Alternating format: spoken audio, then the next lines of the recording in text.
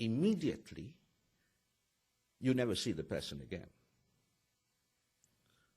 The third case that I want to give you is one which brings us out in absolutely farcical relief. And that is with regard to, it's the most recent case, Mr. Vidyadharan, editor of Sudharoli, a Tamil language newspaper. In Colombo, he was at the funeral of a relation, a white van, and the white vans, of course, are symbols of abduction and disappearance in Sri Lanka, turns up and unloads 3 people in police uniform who come into the funeral parlor and try to take Vidyadharan. There's a scuffle that ensues. No arrest warrant, nothing. A scuffle ensues. Another 3, this time in civis, in civilian clothes, come out, and they take him away. The police spokesman, quick on the draw, because the government of Sri Lanka now is very good at getting its story out, even before the story can develop in full, the police spokesman comes out and says that Mr. Vidyadharan has been abducted. Within an hour, the police spokesman comes out and says, no, Mr. Vidyadharan has been arrested.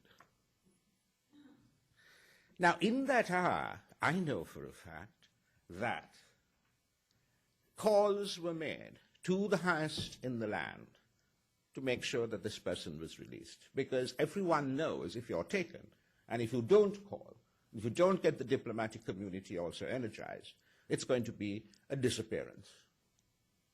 The man was released. Now, in this functioning democracy called Sri Lanka, founded upon the rule of law, this is how we arrest people. Therein lies a tale.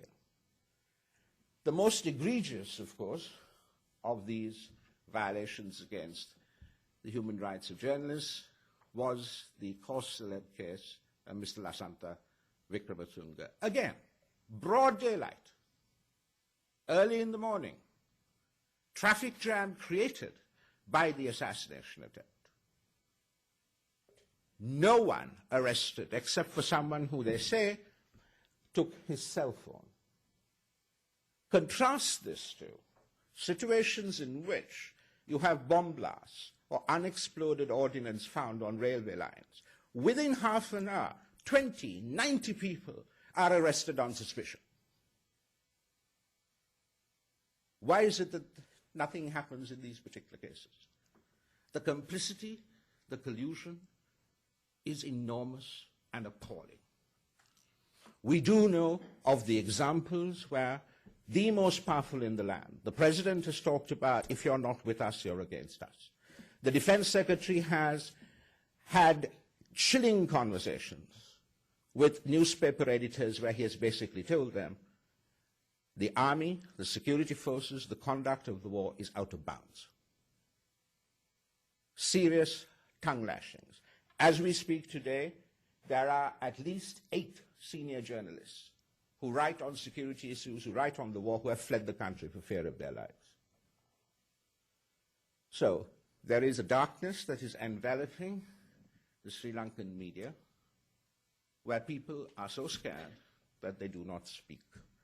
Those that do exist jump up and try to be more Catholic than the Pope.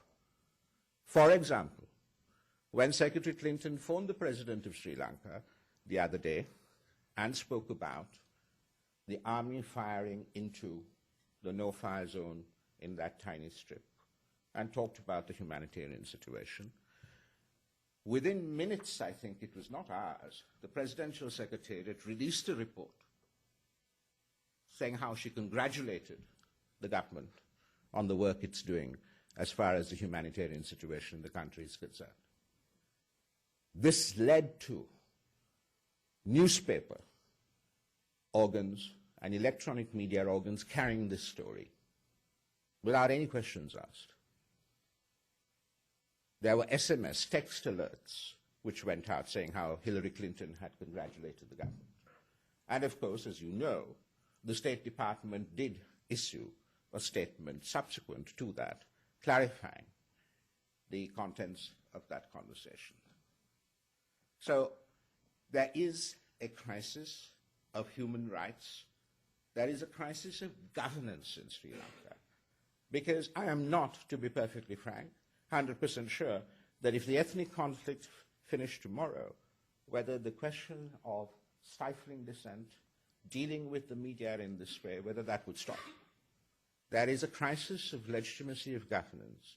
There is a crisis with regard to democracy in this ostensibly functioning democracy in South Asia, which needs to be rectified, or else everything that this country, where pluralism and diversity and dissent were celebrated, all of that is going to be destroyed.